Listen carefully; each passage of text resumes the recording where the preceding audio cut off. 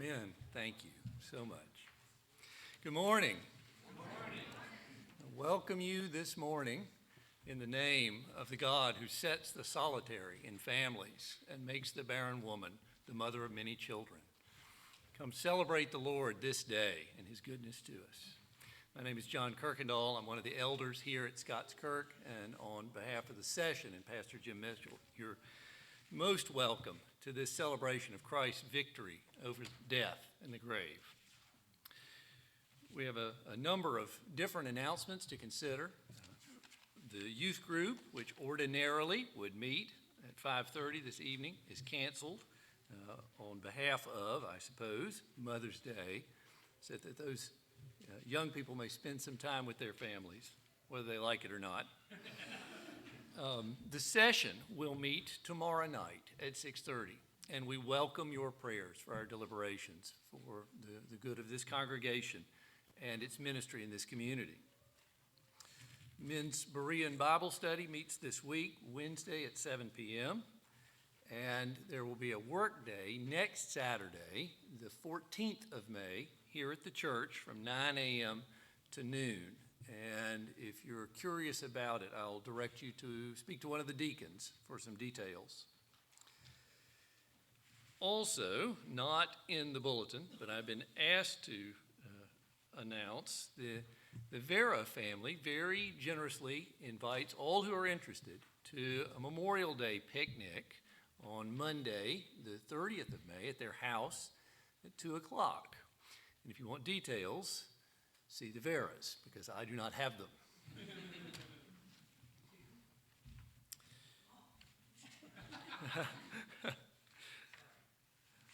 Please now take a few moments to prepare your hearts for the worship.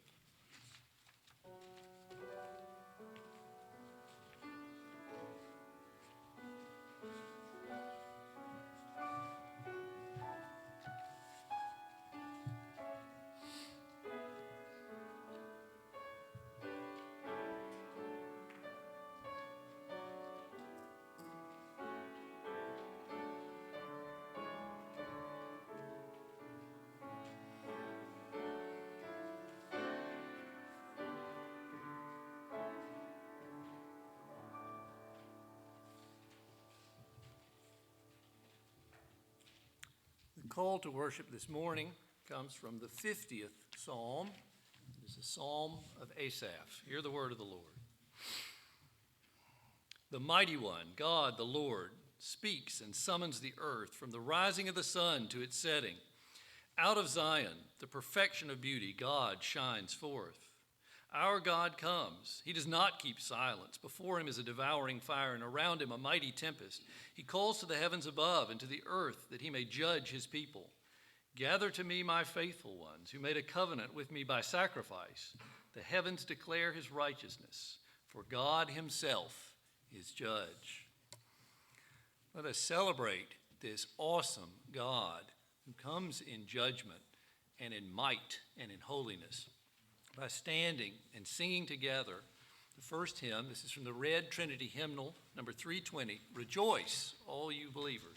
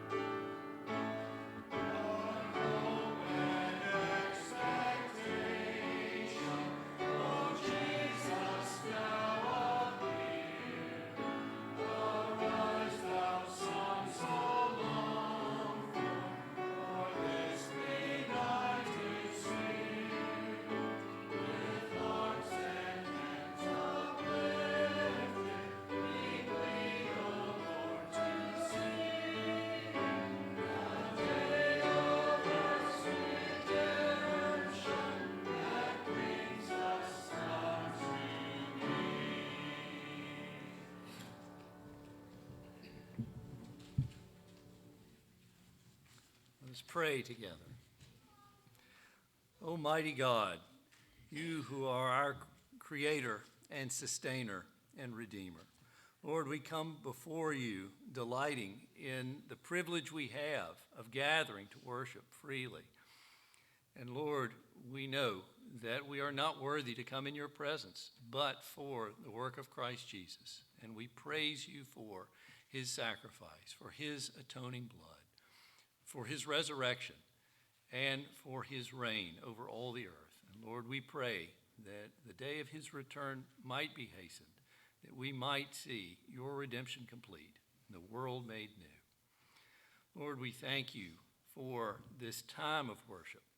I pray that your Holy Spirit would fill us, would quicken our pastor's tongue and his words, that your word might speak to us, that we might praise you rightly and share this gospel not only together, but apart from this place, around the world in which you have called us. Lord, we pray now the prayer that our Savior, Christ Jesus, taught his disciples, saying, Our Father, who art in heaven, hallowed be thy name. Thy kingdom come, thy will be done, on earth as it is in heaven. Give us this day our daily bread, and forgive us our debts, as we forgive our debtors. Lead us not into temptation, but deliver us from evil. For thine is the kingdom, and the power, and the glory forever. Amen. You may be seated.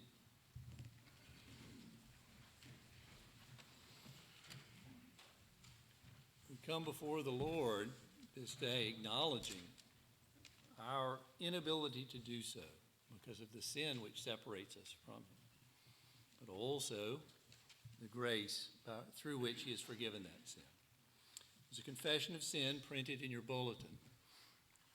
Let's read it, pray it together in unison. Almighty God, we acknowledge and confess that we have sinned against you in thought, word, and deed. We have not loved you with all our heart, soul, mind, and strength. We have not loved our neighbor as ourselves. Deepen within us our sorrow for the wrong we have done and the good we have left undone. Lord, you are full of compassion and gracious, slow to anger, and plenteous in mercy. There is always forgiveness with you. Restore to us the joy of your salvation. Bind up that which is broken. Give light to our minds, strength to our wills, and rest to our souls. Speak to each of us, and let your word abide with us until it has wrought in us your holy will. In Christ's name, amen. The assurance of pardon today comes from the words of the prophet Isaiah. Hear the word of the Lord. Come now, let us reason together, says the Lord. Though your sins are like scarlet, they shall be as white as snow. Though they are red like crimson, they shall become like wool. Amen. Please stand now for the confession of faith. This is taken from one of the historic creeds of the church, the Heidelberg Confession. I will read the question and we'll reply in unison. What is your only comfort in life and death? That I am not my own, but belong with body and soul, both in life and in death, to my faithful Savior, Jesus Christ. He has fully paid for all my sins with his precious blood, and has set me free from all the power of the devil. He also preserves me in such a way that without the will of my heavenly Father, not a hair can fall from my head. Indeed, all things must work together for my salvation. Therefore, by his Holy Spirit, he assures me of eternal life and makes me heartily willing and ready from now on to live for him. You may be seated. And the children may now come forward for the children's sermon with Elder Joel Reed.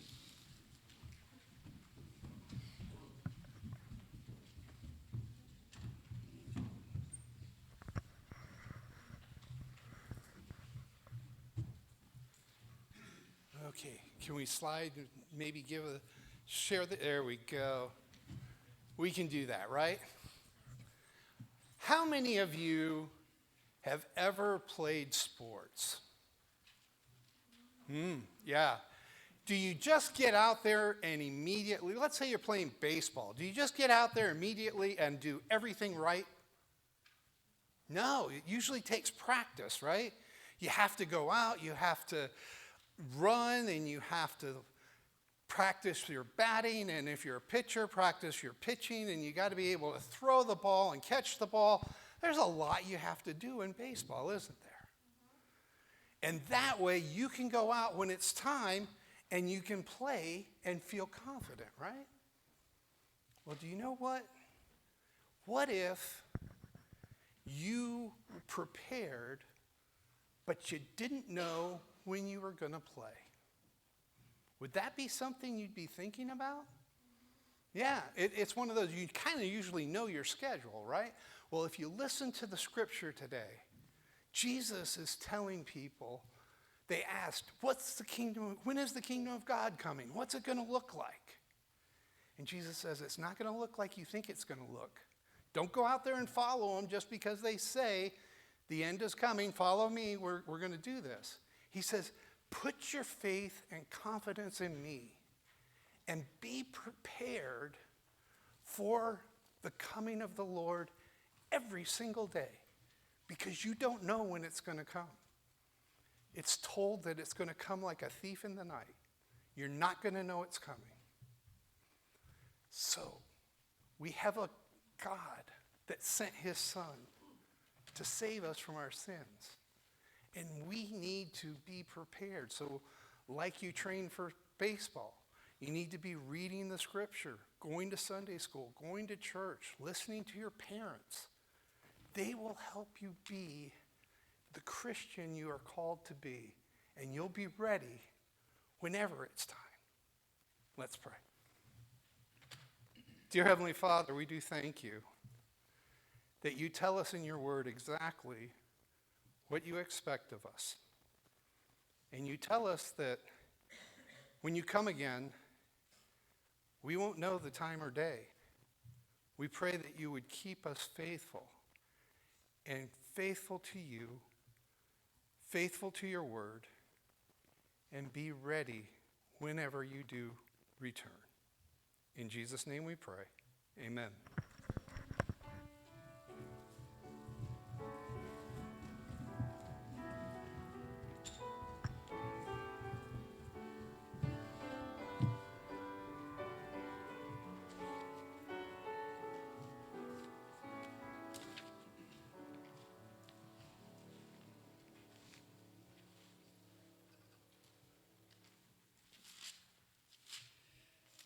Reading this morning comes from the book of Genesis, chapter 19, verses 1 to 29. It has been said that the past is a foreign country because they do things differently there. And that is true. However, the world of ancient Canaan, in which today's reading occurs, is very different as it was for our own, is not that different at all. There is no sin that mankind was practicing in ancient Canaan that you cannot find his descendants still practicing in the world of the 21st century AD. So, however distant this land seems, it is very much a land with which we should be familiar. Now, we're picking up a story in the middle. Abraham, the patriarch, has been on the move, has come to the land of Canaan from his home in Mesopotamia because the Lord has brought him there, along with his nephew Lot. Lot has chosen to go settle a very fertile plain, one of the cities of that fertile plain, known for its hedonism. And God, having heard the cry of the oppressed people of that land, seen the sin of that land, has determined judgment for it. And Abram has interceded on behalf of those cities, on behalf of his nephew. And the Lord has responded. We pick up the story with the Lord's angels, his messengers, coming into the town of Sodom to find Lot and remove him from the face of God's judgment. Hear now this story of ancient Canaan, which is applicable today. Genesis chapter 19, verses 1 to 29. The two angels came to Sodom in the evening, and Lot was sitting at the gate of Sodom. When Lot saw them, he rose to meet them and bowed himself with his face to the earth and said, "My lords, please turn aside to your servant's house and spend the night and wash your feet. Then you may rise up early and go on your way." And they said, "No, we will spend the night in the town square." But he pressed them strongly, so they turned aside to him and entered his house. And he made them a feast and baked them unleavened bread, and they ate. But before they lay down, the men of the city, the men of Sodom, both young and old, all the people to the last man, surrounded the house. And they called out to Lot, "Where are the men who came to you tonight? Bring them out to us, that we may know them." Lot went out to the men at the entrance, shut the door after him, and said, "I beg you, my brothers, do not act so wickedly. Behold, I have 2 daughters who have not known any man. Let me bring them out to you. And do to them as you please. Only do nothing to these men, for they've come under the shelter of my roof." But they said, "Stand back." And they said, "This fellow came to sojourn, and he has become a judge. Now we will deal worse with you than with them." And they pressed hard against the man Lot and drew near to break the door down. But the men, that is, the angels, reached out their hands and brought Lot into the house with them and shut the door. And they struck with blindness the men who were at the entrance of the house, both great and small, so that they were themselves out groping for the door.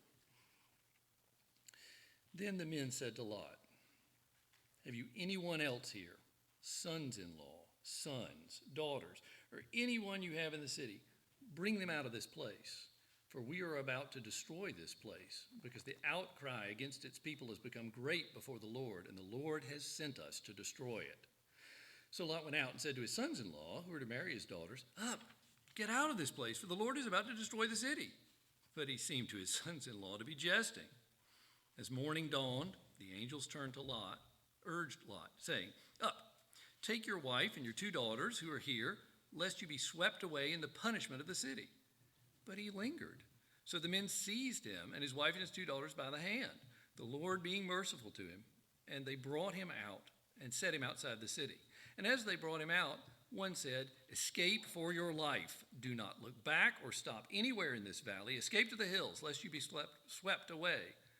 Lot said to them, "Oh, no, my lords. Behold, if your servant has found favor in your sight, and you've shown mercy, show me great kindness in saving my life. But I cannot escape to the hills, lest the disaster overtake me and I die. Behold, this city is near enough to flee to, and it's a little one. Let me escape there. Is it not a little one? And my life will be saved."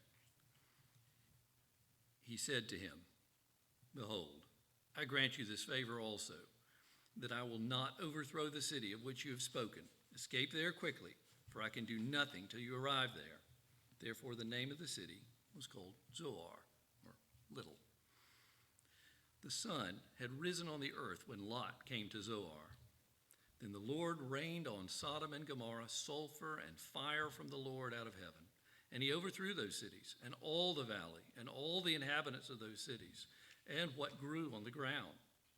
But Lot's wife behind him looked back, and she became a pillar of salt. And Abraham went early in the morning to the place where he had stood before the Lord, and he looked down toward Sodom and Gomorrah and toward the land of the valley, and he looked, and behold, the smoke of the land went up like the smoke of a furnace. So it was that when God destroyed the cities of the valley, God remembered Abraham and sent Lot out of the midst of the overthrow when he overthrew the cities in which Lot had lived. Thanks be to God for his mercy to us.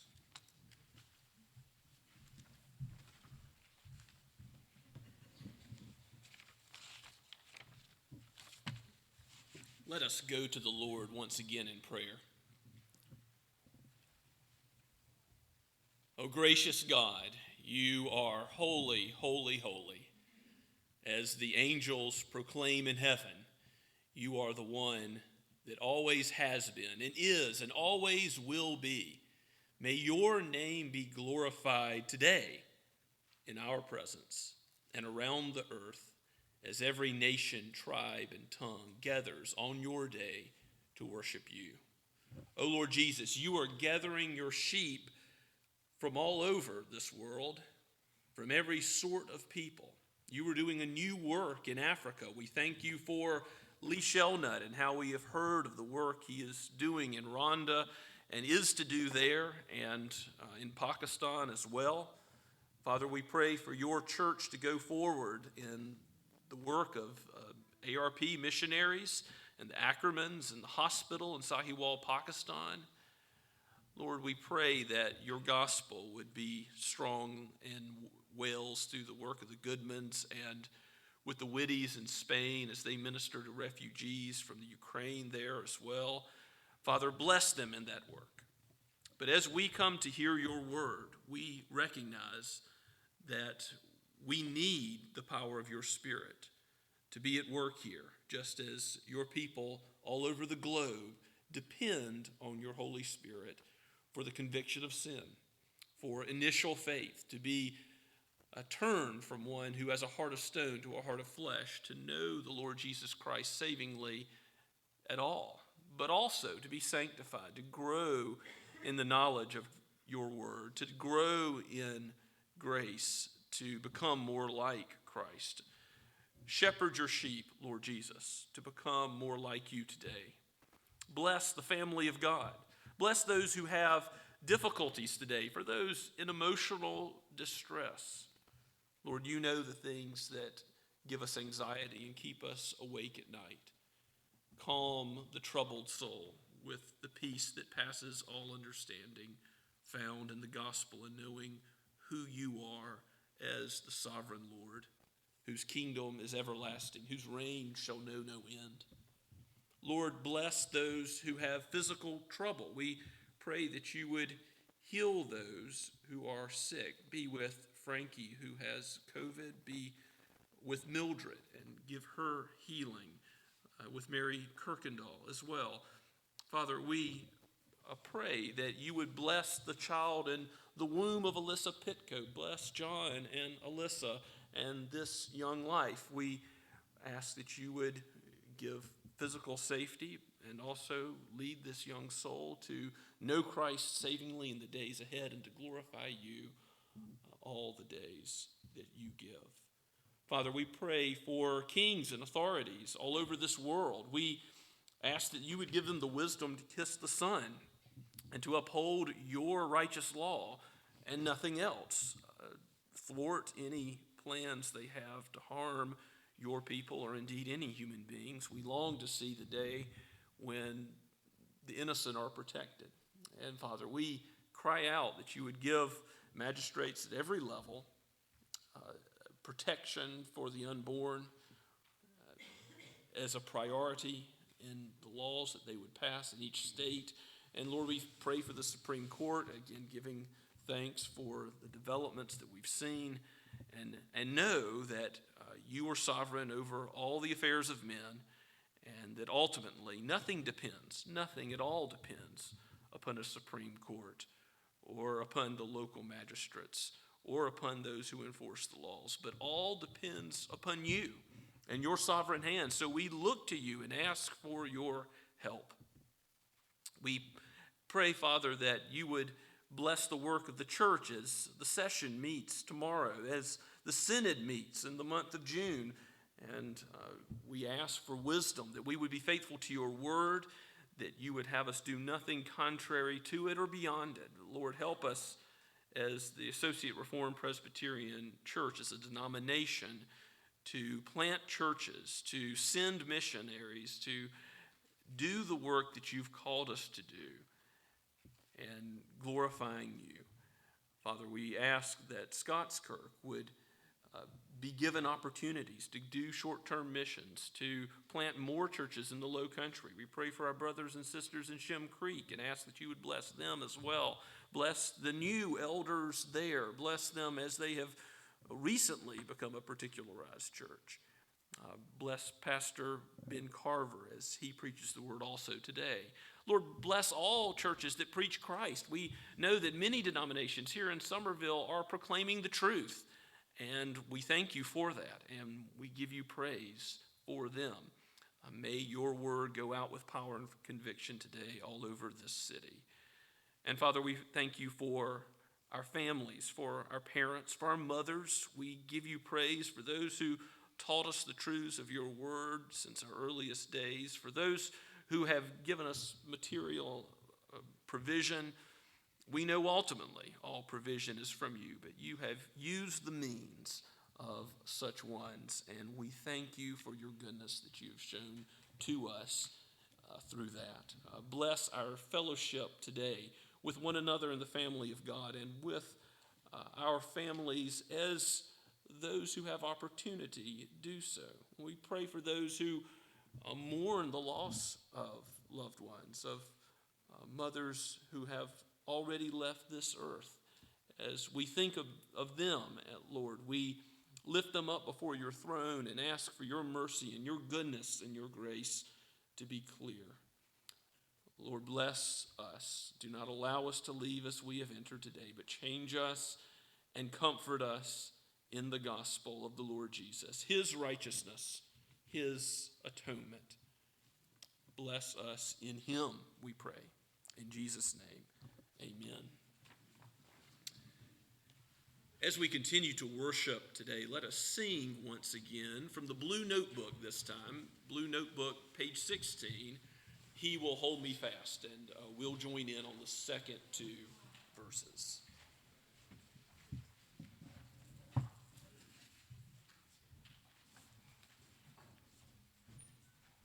I'd love to hear you sing. If you know it, sing along.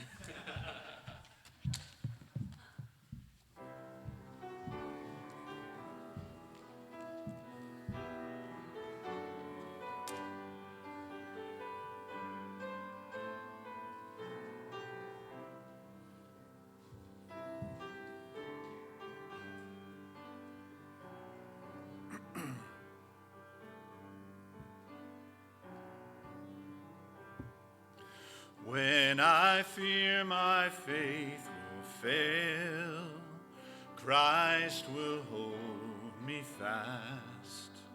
When the tempter would prevail, he will hold me fast. I could never keep my hold through life's fearful path, for my love is often cold. He must hold me fast. He will hold me fast. He will hold me fast. For my Savior loves me so. He will hold me fast. Stand and sing. Verse 2. Those he saves are his delight. Christ will hold me fast. Precious in his holy sight. He will hold me fast. He'll not let my soul be lost. His promises shall last. Bought by him at such a cost. He will hold me fast. He will hold me fast. He will hold me fast. For my Savior loves me so. He will hold me fast.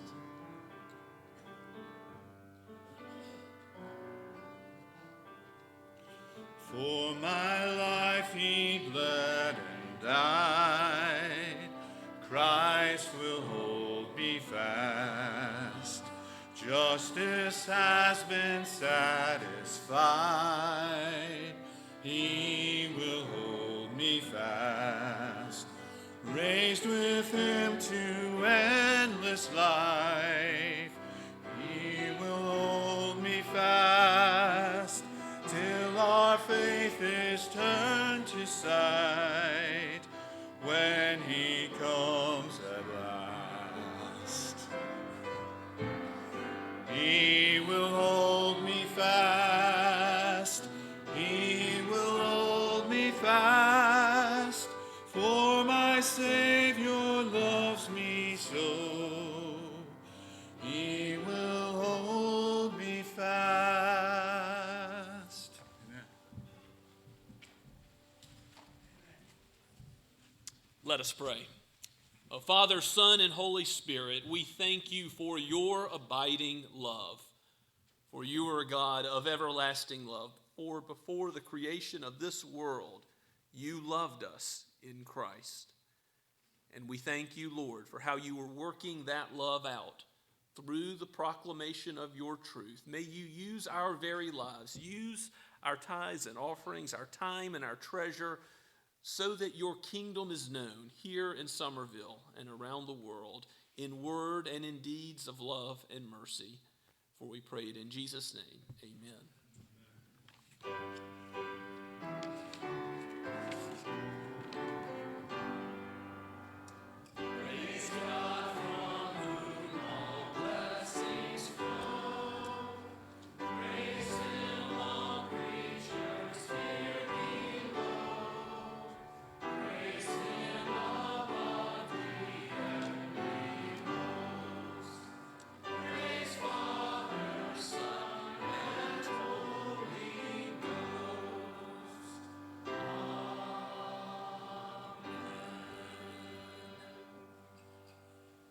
Please be seated and take your copies of God's Word and turn with me to Luke. Luke chapter 17, verses 20 through 37. We're going through Luke's Gospel, and most recently we've seen 10 lepers healed and 1 to return with thanksgiving. Interesting to note, over the course of this past week, a gentleman that we helped with some physical assistance came back and thanked us for the physical assistance that he was given by our deacons. I don't think he heard the sermon, but that's how God worked in his heart, and I was struck by it. We continue on today as the Pharisees pose some questions to Christ about the kingdom, where Christ is going to respond to them, but also teach his disciples, teach us, certainly today, about how to think about the future, how to think about Christ and his return. For he will come again in power and glory. So let's pick up in verse 20. This is penned by Luke, the physician, who wrote Luke and Acts as a 2-volume set. And here we are learning about the ministry of Christ before his death, resurrection, and ascension. And afterwards, in the book of Acts, we hear about the church and Christ's reign as it goes out into all the known world. But here is the time when Jesus is still ministering on the earth and teaching his disciples what to expect after he goes and departs and is with them no longer. This is God's word. Let us hear it.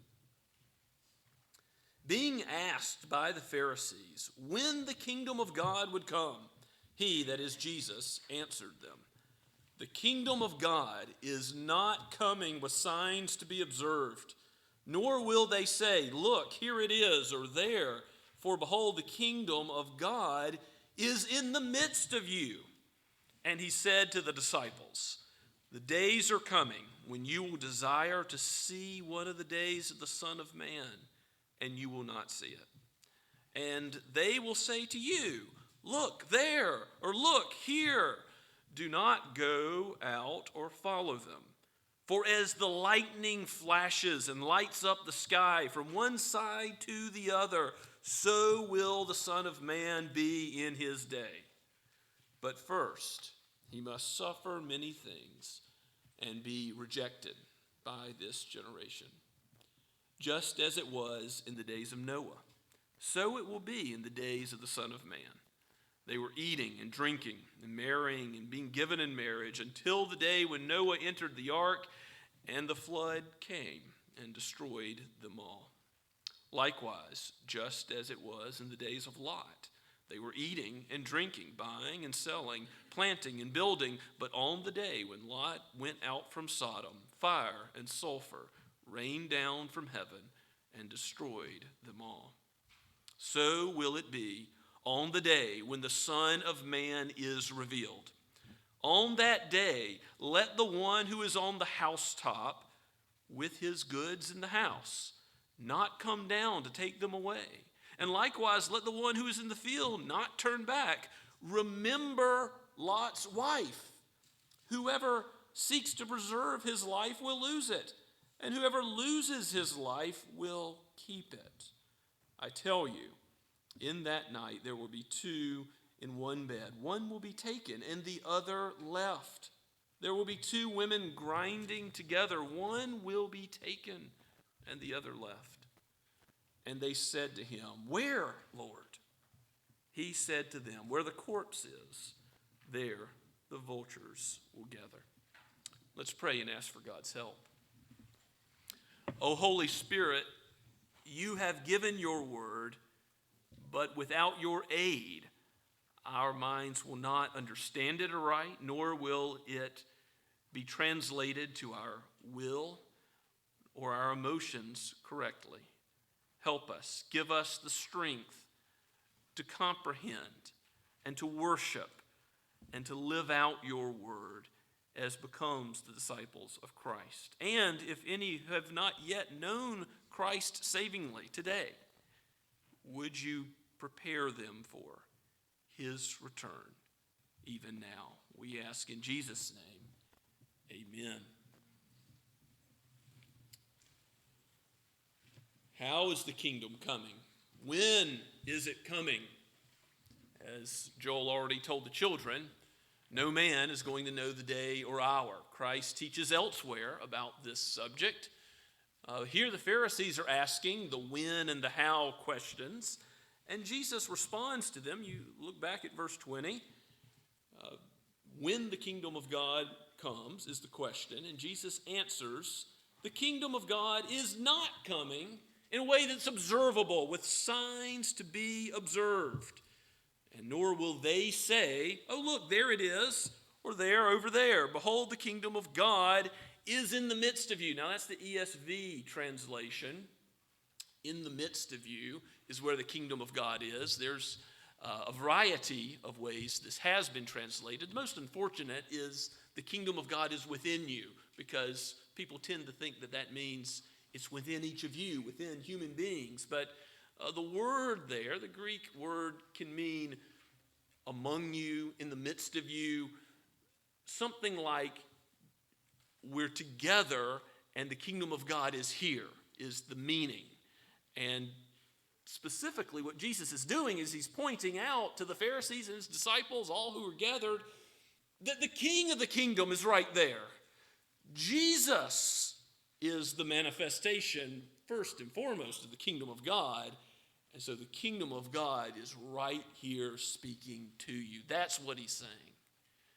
And you're not going to see it in some way that overthrows the rule of Rome. That's what the Zealots were really trying to do. And the Pharisees agreed with them. That the Pharisees wanted to see Rome cast out and Israel to not be ruled by another. So that physical kingdom of God coming, and even Christ's disciples had that wrong expectation of what kind of Messiah he was going to be, and they thought the kingdom might come like that. And Jesus is going to proclaim in John 18:36 that his kingdom is not of this world. It is an invisible kingdom. But an invisible kingdom does not mean a weak kingdom. It's a mighty kingdom. It's a powerful kingdom. As repeated several times in the book of Daniel, it's an everlasting kingdom. It's actually sovereign over all other powers and authorities. It's not dependent on any earthly powers and authorities, because after all, nations come and nations go. Empires swell up and gain influence, and empires fall. Not so with the kingdom of God. For God is an infinite and everlasting God, and his kingdom is forever. So, Jesus, the everlasting God, has already been speaking about the kingdom. I think you will recognize this if you look back through the Gospels, all the way going back to John the Baptist. What did he proclaim? Behold, the kingdom of heaven, the kingdom of God is at hand. Repent. That was John the Baptist's message preceding Christ. And so faith and repentance is the call to enter God's kingdom. Jesus has already said that many are pressing into the kingdom, back in Luke 16:16. And soon, in the triumphal entry, he will accept praise. Hosanna to the King.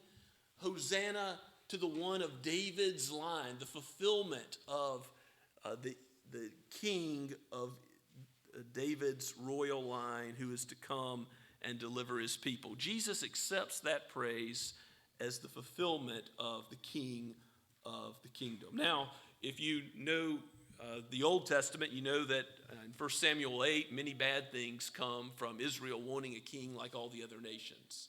They want rule here and now in this earth, and that doesn't go well for them. And likewise, in our own age and in ages before, men have fallen into many sorrows because they want an earthly kingdom to come. Think about totalitarian systems that try to control human society to bring about heaven on earth. Isn't that a false Christ? Look, there he is over here. Some way of promoting a kingdom here on earth as the solution to mankind's problems. Well, it's not going to be. But also in the church and in teaching about the health and wealth gospel, which in some ways you have in Jesus' own day, where they're only looking at the external, they're only looking at the here and now, they're not thinking of the heart and what lies ahead in eternity. Those preachers that proclaim God will help you be healthy, wealthy, and wise, but don't talk about hell and sin and heaven, these preachers are deviating from the true gospel.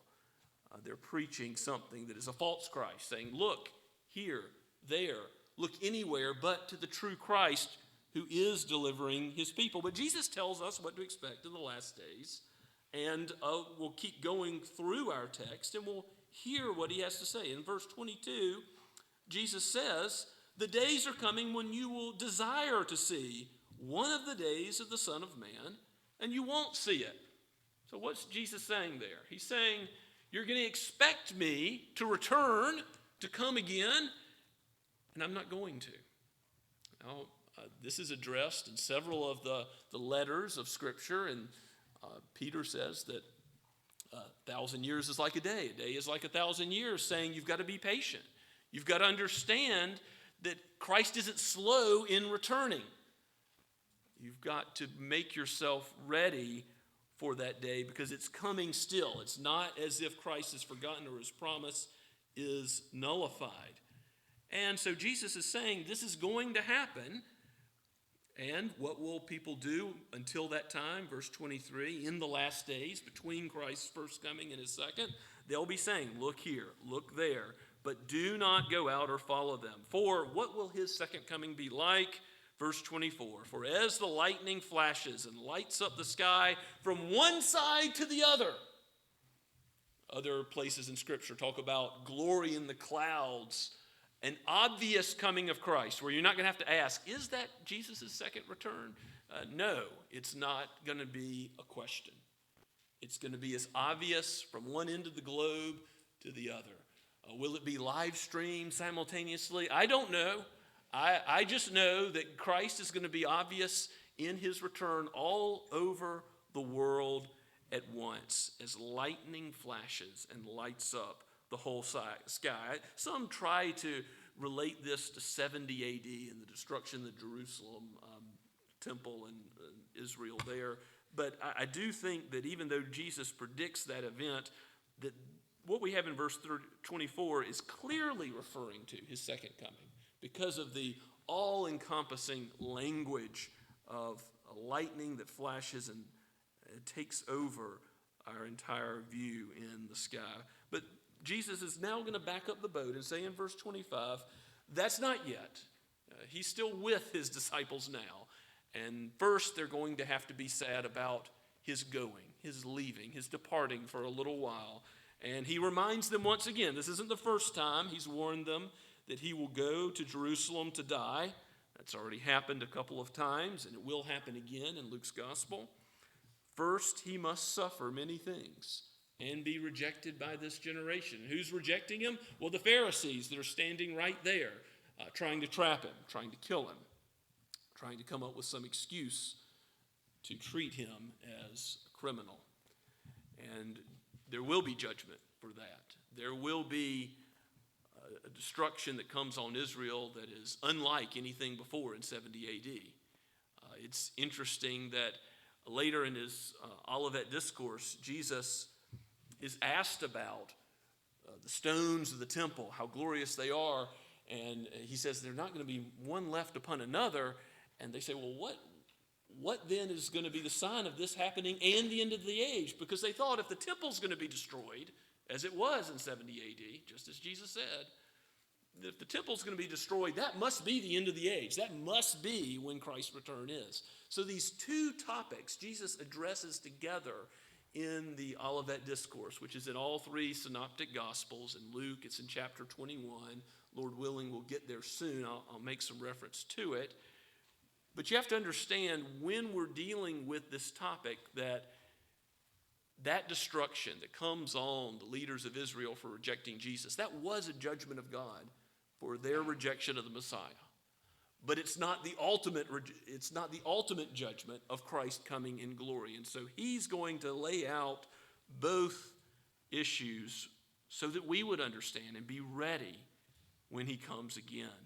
He says in verse 26, what will his second coming be like? Just as it was in the days of Noah. So it will be in the days of the Son of Man, They were eating and drinking and being given in marriage until the day when Noah entered the ark and the flood came and destroyed them all. That was certainly a picture of judgment. God saved Noah, his family. The ark is that protection from God's wrath that they enjoyed. All others perished. If you weren't in the protection of God's care, you were judged. And they were going about their daily life. They were, what does it say? Drinking, marrying, being given in marriage. None of these things are wrong in themselves, but they're the normal course of life. And they're thinking, it's not going to matter whether I store up treasure in heaven. I've got to do what needs to be done here. Storing up treasure here on earth where moth and rust destroy, and then all of a sudden, it's all gone. And judgment day has come upon them suddenly, unexpectedly, like a thief in the night. And so also, Jesus compares his coming to the days of Lot. Likewise, verse 28, just as it was in the days of Lot, about which we read earlier from Genesis chapter 19. They were eating and drinking and buying and selling, planting and building. Nothing wrong in those activities in themselves, but we know that that judgment that came on Sodom and Gomorrah came because of sin. God's judgment rained down, and he spared those that he called out. But Lot's wife, what did she do? She looked back. She had to take one more glimpse at sin and temptation, and she was turned into a pillar of salt. God judged her, even though she had all the advantages of the covenant and knowing the Lord through her family ties, and she still looked back. So we're told to remember Lot's wife, to take from her example and not do likewise. So Lot went out from Sodom, fire and sulfur rained down, verse 30, and so will it be on the day when the Son of Man is revealed. Sudden judgment, fire and sulfur raining down. The city wasn't ready for it. They were going about their business sinfully, not trusting in the Lord and his promises, and they are destroyed. Again, the total and complete destruction destroyed them all. All those who are not found in Christ will be totally unprepared for his coming again. And then in the final verses from verse 31 to 35, there's some discussion here of one being taken and one being left. I think it's important that we address this. On that day, there's one on the housetop with goods in his house, but he shouldn't come down. Likewise, let the one who's in the field not turn back like Lot's wife, looking at judgment. Remember Lot's wife. Whoever seeks to preserve his life will lose it, and whoever loses his life will keep it. That reversal. If you are willing to lose your life to be subject to Christ, to be his servant, you'll gain it. You'll gain your life. But if you're trying to save your life by looking to some material way out of the judgment, there's not going to be any other Savior, any other Christ, any other Messiah to be found. Whoever seeks to preserve his life will lose it, but whoever loses his life will keep it. I tell you, in the night there will be two in bed. One will be taken, the other left. Two women grinding together, one taken and the other left. Now, this is not a secret rapture where one is taken and the other left, and Christ hasn't visibly returned. Because what have we already been told? Is his return going to be a secret? Will there be a pre-second coming, second coming? No. When Christ comes, it's going to be lightning, clouds of glory, sound of the trump of the archangel. 1 Thessalonians 4 says, we will rise to meet him in the air. The dead in Christ and those who are living will all go to be with him. It will be a majestic, glorious sight. But it's that going to meet Christ in the air part that I think relates to what Jesus is saying here about one being taken and others left. Okay? We'll be taken to meet the Lord in the air. And to be taken is good. To not be taken is bad. Go to Matthew, in Matthew chapter 24. I think you'll see this a little more clearly in Matthew's gospel. If you look at verse 36 and following, Jesus is clearly speaking of his second coming in verse 36 because he says, concerning that day and hour, no one knows the time of his second coming. Not even the angels of heaven, nor the Son, but the Father only. And he refers to the same type of language about the days of Noah. So again, I think that relates to his second coming, not 70 AD stuff. As were the days of Noah, so will be the coming of the Son of Man. For as in those days before the flood, they were eating and drinking, marrying and giving in marriage until the day when Noah entered the ark, and they were unaware until the flood came and swept them all away. So will it be at the coming of the Son of Man. Then two men will be in the field. One will be taken and one left. Two women will be grinding at the mill. One will be taken and one left. Therefore stay awake, for you do not know on what day your Lord is coming. But know this, that if the master of the house had known in what part of the night the thief was coming, he would have stayed awake and would not have let his house be broken into. Therefore you also must be ready, for the Son of Man is coming at an hour you do not expect. Readiness for Christ's return ultimately is about knowing Christ, being found in him. For if God should mark iniquities, who could stand? The psalmist says in Psalm 130. The implication is no one. No one will stand, because none of us meet the requirements of God's holy character, which is reflected in his holy and righteous law. None of us are good. We all sin in thought, word, and deed. We break God's law, and we leave good undone that we should have done. And there's no way that we can undo any of that. Only Christ's atonement, his cross death for us, can undo that. He is infinite God, and so he can pay an infinite penalty as he took on the wrath of God, saying, Father, into your hands I commit my spirit. He was the one who gave up his life so that we would live eternally. And In addition to his atonement, he gives us his righteous life. He gives us his record of following God's law. He became sin so that we would not have to bear the penalty of sin, which is death. And he also was righteous so that we would become the righteousness of God in the sight of God himself on the judgment. Now, who will judge? The scriptures say in many places that Christ will be there at the judgment of all of mankind. And if we stand before Christ in our own sin, we will be judged. Not just for not believing in Christ. That is a sin. But there's many other sins that we're piling up, heaping up to the day of judgment.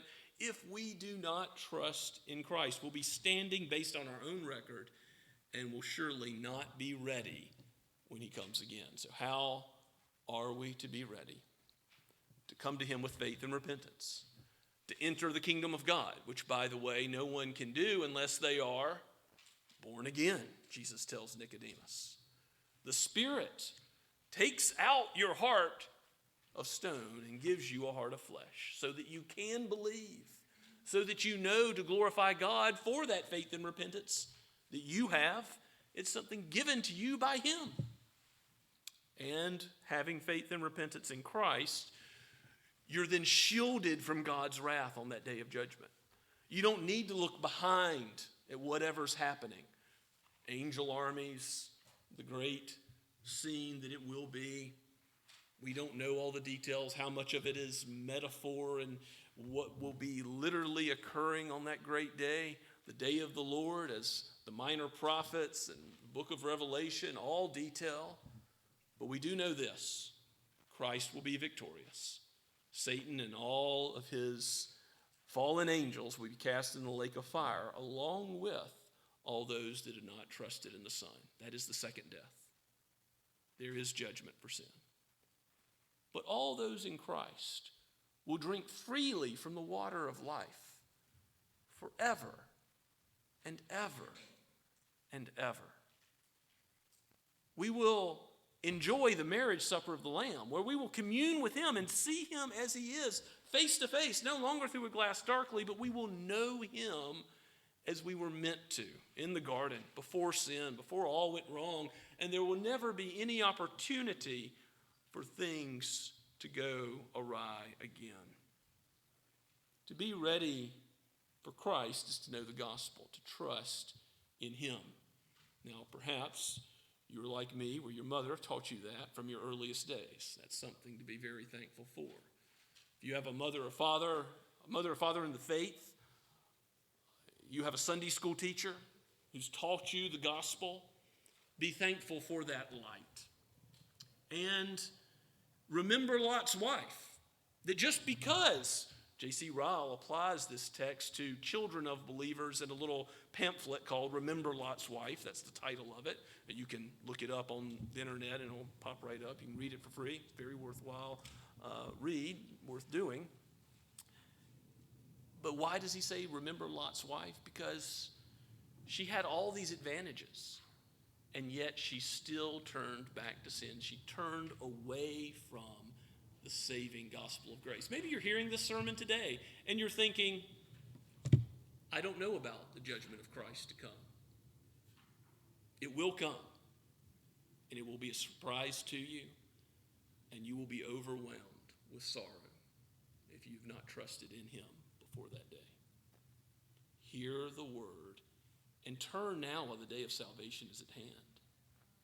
Turn to Christ and glorify him. Open your mouth in praise and go and live for him, not because you're earning your way to heaven, but to live out of thanksgiving for all that he is and all that he's done. This is the gospel of grace, that he saves us and he assures us so that if you're in Christ, you can know you sinned today. You sinned this last week many times, but you're still his. Christ has died for you, and he will not let you go. You're in him, and he will complete the work that he has begun. When you stand before him on that judgment day, you will have no fear, because you know you belong to your faithful Lord and Savior, Jesus Christ. Give him praise for his work in his people, that he has done, that he is doing, and that he will do. Let's pray together. Father, we give you praise that you have told us ahead of time what will be. That Christ has, in his own words, taught his disciples about his death, his resurrection from the dead, and how he will come again. Make us ready for that day, and assure your people that we are ready, so that we might live with confidence and boldness and assurance that you would have us live in such confidence, because we are sons and daughters of the Most High in him. What glorious truth this is, that we are justified, adopted, and that one day we will be glorified, all because of his work and the Holy Spirit's application and your wisdom, O Father. Work out your plan of salvation in us here today. We pray in Jesus' name. Amen. And as we continue to worship the Lord for all that he is and all that he is doing, let's stand and sing together, "O Come Quickly, Dread Judge of All," which is Trinity Hymnal number 322.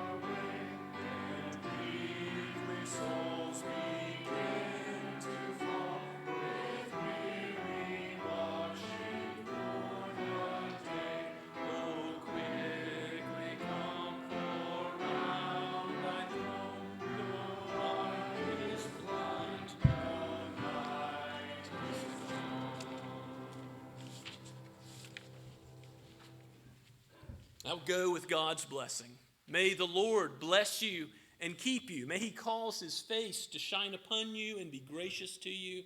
May he lift up his countenance upon you and give you his peace, now and forever. Amen and amen.